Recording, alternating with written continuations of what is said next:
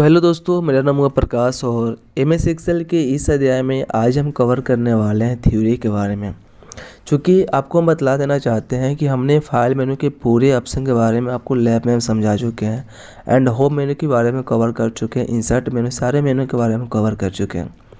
But सबसे पहले अगर हमें ये सारे ऑप्शन के बारे में कवर हो चुका है तो हम थ्योरी को भी समझा देना चाहते हैं और अच्छे से ध्यान से देखिएगा।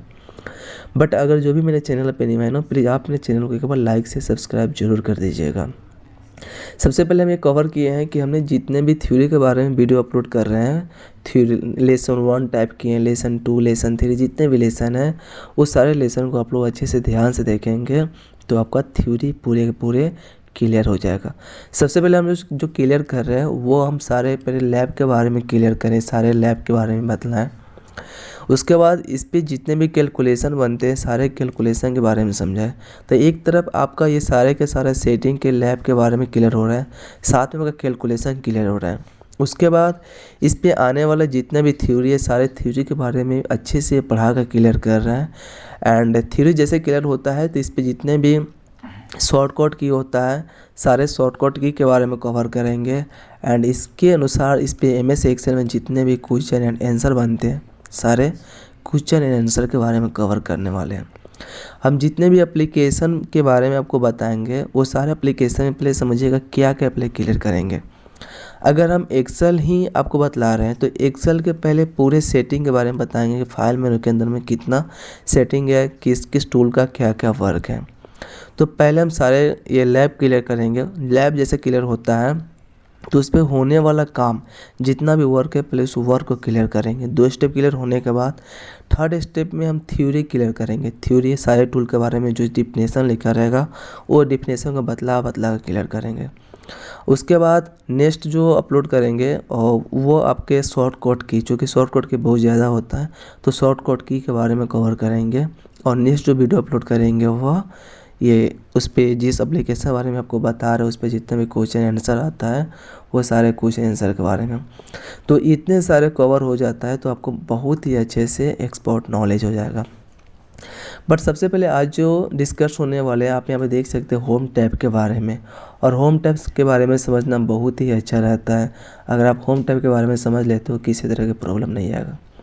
होम टैब के अंदर में एक जो ग्रुप आता है वो कौन सा ग्रुप होता है, तो वो जो ग्रुप होता है फॉन्ट ग्रुप होता है। और आपको बतला देना चाहते हैं फॉन्ट ग्रुप क्या होता है।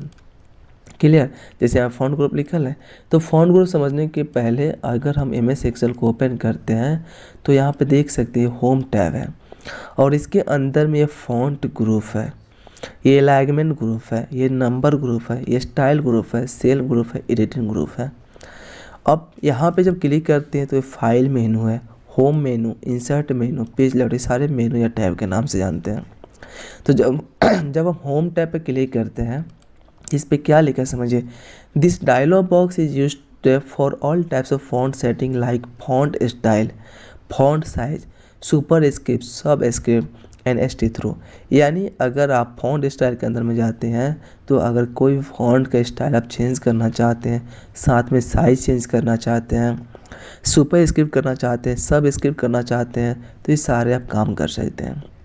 अगर यहाँ पे राम लिखा गया, इस राम को ऐसे काटा गया है तो इसका रीज़न क्या, अगर हम यहाँ पे ऐसे राम को टाइप कर लेते हैं और इस राम को कोई कहते हैं गलत है तो आप यहाँ से ऐसे कटिंग कर सकते हैं। इसे हम स्ट्रीट थ्रो का नाम जानते हैं जो किसके अंदर में आता है, डायलॉग बॉक्स के अंदर में। अगर हम यहाँ पे A2 लिखते हैं तो जो स्क्वायर के ऊपर रहता है वो क्या कहलाता है, सुपर स्क्रिप्ट। अगर हम यहाँ पे H2 लिखते हैं जो स्क्वायर के नीचे रहता है उसे क्या बोलते हैं, सब स्क्रिप्ट।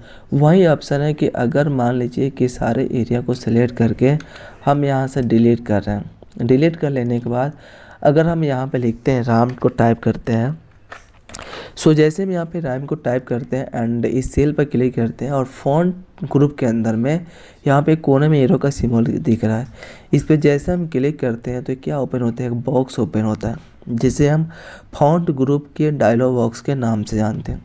और जैसे वो ओपन होता है तो आप वहाँ पे क्लिक करेंगे, जैसे यहाँ पे लिखा है स्ट्रीट थ्रू, तो यहाँ पे क्या है आप इसका बोल्ड भी कर सकते हैं, साइज़ को भी बड़ा छोटा कर सकते हैं।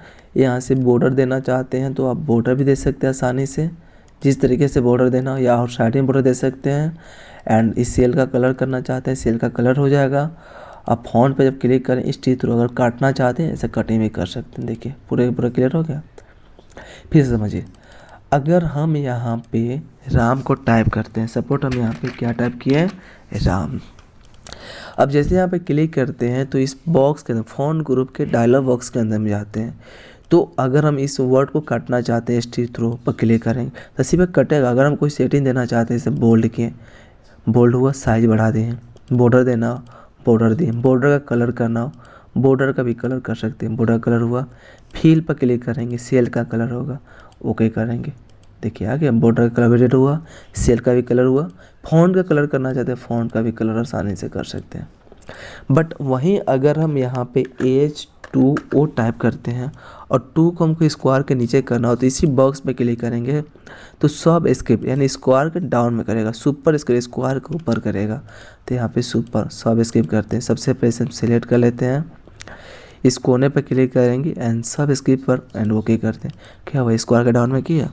अगर हम वहीं करते हैं यहाँ पे H2O कर देते हैं, ठीक, 3 कुछ होता नहीं बट हम सिलेक्ट कर लिए।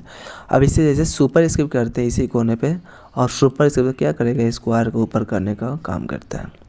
तो ये तो समझ गया। और हम ऑलरेडी बतला चुके हैं copy, cut, paste, format, bold, italic, underline, border के बारे में, और ये आपका फील कलर के बारे में, font colour, grow font, ceiling font, ये सारे ऑप्शन के बारे में ऑलरेडी कवर कर चुके हैं।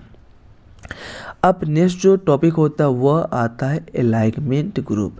और अलाइनमेंट ग्रुप के अंदर में यहाँ पे 3 टॉपिक आता है, टॉप, मिडल और बटन।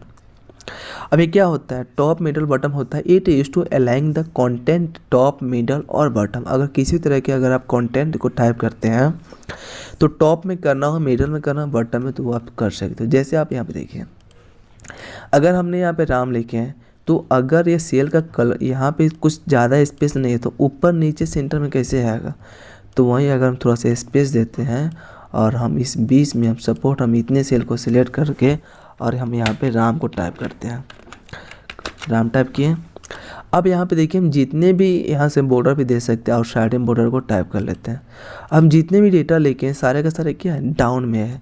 तो यहाँ पे क्या हुआ, ये डाउन में हुआ, ये हुआ टॉप अलाइनमेंट, ठीक है। अलाइनमेंट ग्रुप के अंदर में टॉप हुआ, ये मिडल होता है बीच में, ये क्या होता है, बटन होता है डाउन में। तो आप यहाँ से अपने अकॉर्डिंग भी कर सकते हैं, यहाँ से लेफ्ट में करना, सेंटर में करना, राइट में ये भी कर सकते हैं। यहाँ से इंक्रीज डिक्रीज कर सकते हैं। यहाँ से इसको वर्टिकल हॉरिजॉन्टल जैसे भी रोटेट करना चाहते हैं उस तरीके से आप आसानी से रोटेट कर सकते हैं। तो ये सारे का सारे जो कवर हुआ है ना वो अलाइनमेंट ग्रुप के अंदर में, टॉप, मिडल, बटन के अंदर में। बट ऑर्गेनाइजेशन वर्ब, मर्ज और यहाँ पे लिखा मर्ज और श्रिंक, ये क्या होता है समझिए। वर्ब टेक्स्ट क्या होता है कि अगर हमने MS एक्सेल में कोई डेटा को लिखे हैं, ठीक है, और यहाँ पे यह एक सेल में जैसे हम यहाँ पे टाइप करते हैं अकाउंट, तो ये आधार नंबर, आधार स्पेस देते हैं और NUMBER। ये हुआ क्या है कि यह एक सेल से दूसरे सेल में चलेगा। हम चाहते हैं इसे एक सेल में रखें तो हम क्या करेंगे, इस दोनों एरिया को सिलेक्ट करेंगे और यहाँ पे जब मर्ज करेंगे तो क्या होगा, दो जो एरिया है ना वो एक, 2 सेल एक सेल में कन्वर्ट होता है। अगर सिंपली हम यहाँ पे इतने एरिया को सिलेक्ट करके हम ऑल बॉर्डर देते हैं और हम इतने एरिया को मर्ज करना चाहते हैं तो मर्ज सेंटर पर क्लिक करेंगे तो हो जाएगा।